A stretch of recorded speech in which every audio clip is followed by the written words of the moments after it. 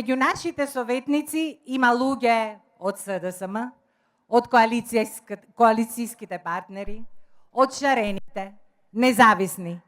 Не има од секој дел на Скопје. Мажи, жени, млади, возрастни, македонци, албанци, турци, срби, власи, бошњаци, роми. Сите сме заедно исправени пред истата цел. Да донесеме живот за Скопје, за сите.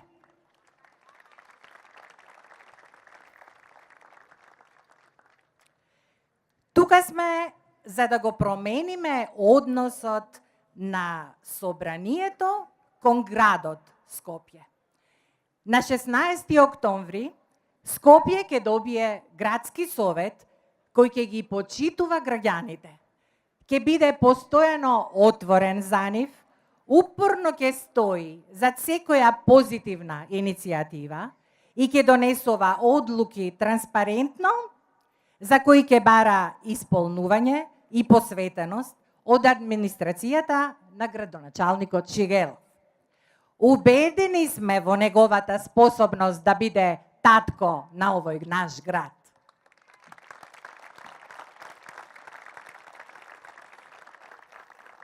Ги отвораме седниците на Советот да бидат јавни и следени од сите медиуми, како што се собраниските.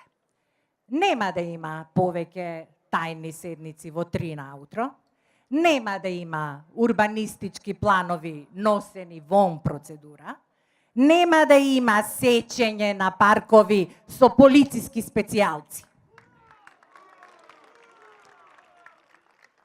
Создаваме отворен и услужен град.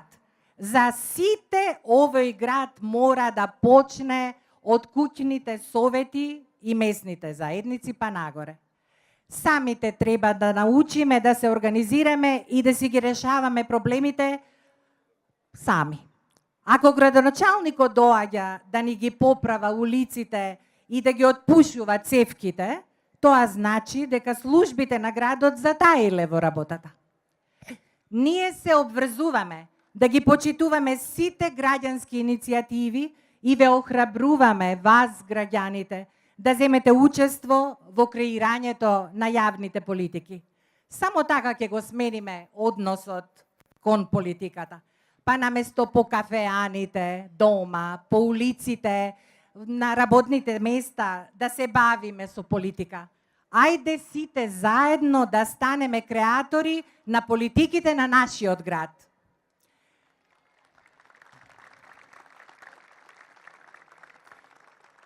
Лично сум членувала и поддржувала многу иницијативи, како оние на професорскиот пленум Аман, Стоп за полициската бруталност, Прва архибригада, Граѓаните за Македонија, Го сакам ГТЦ, и знам дека нивната улога во управувањето со градот е неминовна и задолжителна.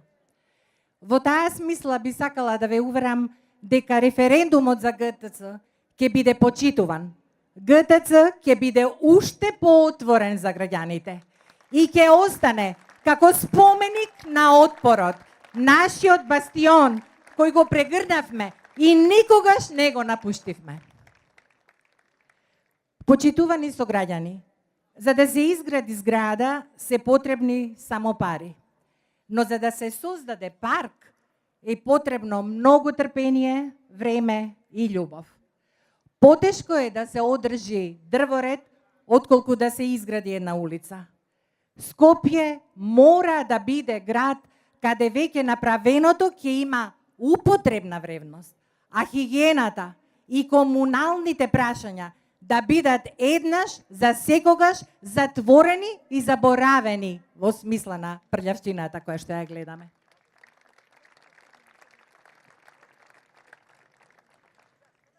Одејќи деновиве низ скопските општини, се уште гледаме населби без асфалтирани улици, без канализација, без вода, додека центарот на градот во него имаме прескапо платен мермер и бронза. Скопје е град на светската солидарност, а го оставија да не биде солидарен кон собствените граѓани. Јас често знам да кажам дека е најстрашно и најтажно да се чувствуваш странец во собствениот град. Затоа е важно да работиме кон рамновремен развој на сите делови од Скопје, со кој вистински ќе ја достигнеме кохезијата, една од најзначајните политики на самата Европска Унија.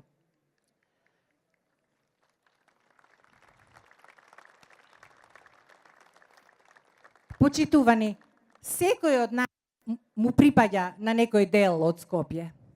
Јас растев во Дебармало пред земјотресот, на ќошето Орце Николов и Ѓуро Ѓаковиќ. Сега повеќе не се вика Ѓуро Ѓаковиќ и мораме да ги вратиме имињата на улиците. Драги сограѓани, мораме да научиме да живееме европски, да ги сносиме одговорностите на градското живење, но и да имаме градска администрација која што ќе ги влече работите на подобро, напред. Ние во идниот совет на град Скопје ќе бидеме иницијатор на многу градски активности, но и контролор на постигнување на благородната цел за живот на сите наши граѓани. На своите студенти често им велев, а деновеве се почесто повторувам, Европа да ја донесеме дома, а не ние да се преселуваме таму. За живот во Скопје за сите!